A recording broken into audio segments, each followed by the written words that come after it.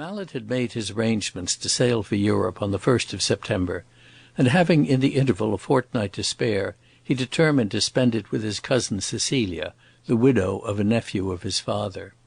He was urged by the reflection that an affectionate farewell might help to exonerate him from the charge of neglect frequently preferred by this lady. It was not that the young man disliked her. On the contrary, he regarded her with a tender admiration, and he had not forgotten how, when his cousin had brought her home on her marriage, he had seemed to feel the upward sweep of the empty bough from which the golden fruit had been plucked, and had then and there accepted the prospect of bachelorhood.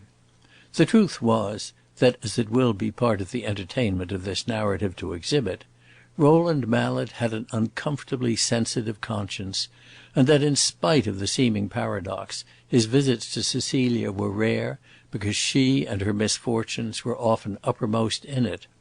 Her misfortunes were three in number. First, she had lost her husband. Second, she had lost her money, or the greater part of it. And third, she lived at Northampton, Massachusetts. Mallet's compassion was really wasted, because Cecilia was a very clever woman and a most skillful counterplotter to adversity. She had made herself a charming home, her economies were not obtrusive, and there was always a cheerful flutter in the folds of her crape. It was the consciousness of all this that puzzled Mallet whenever he felt tempted to put in his oar. He had money and he had time, but he never could decide just how to place these gifts gracefully at Cecilia's service. He no longer felt like marrying her. In these 8 years that fancy had died a natural death. And yet her extreme cleverness seemed somehow to make charity difficult and patronage impossible. He would rather chop off his hand than offer her a cheque, a piece of useful furniture, or a black silk dress. And yet there was some sadness in seeing such a bright, proud woman living in such a small, dull way. Cecilia had, moreover, a turn for sarcasm, and her smile, which was her pretty feature, was never so pretty as when her sprightly phrase had a lurking scratch in it. Roland remembered that, for him, she was all smiles, and suspected awkwardly that he ministered not a little to her sense of the irony of things. And in truth, with his means, his leisure, and his opportunities, what had he done? He had an unaffected suspicion of his uselessness. Cecilia, meanwhile, cut out her own dresses, and was personally giving her little girl the education of a princess. This time, however, he presented himself bravely enough, for in the way of activity it was something definite, at least, to be going to Europe, and to be meaning to spend the winter in Rome. Cecilia met him in the early dusk at the gate of her little garden, amid a studied combination of floral perfumes. A rosy widow of 28, half cousin, half hostess, doing the honours of an odorous cottage on a midsummer evening, was a phenomenon to which the young man's imagination was able to do ample justice.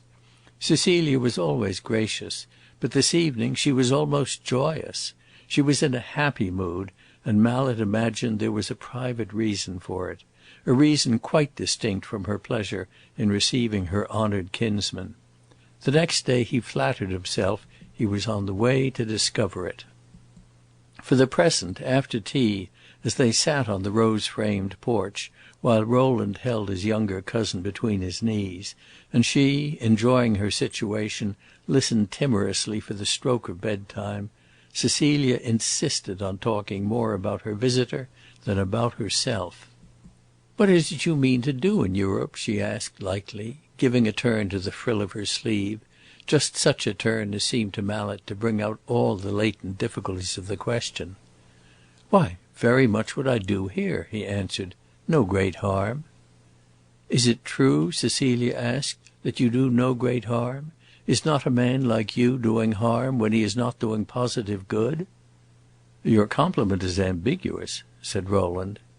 "No," answered the widow. "You know what I think of you.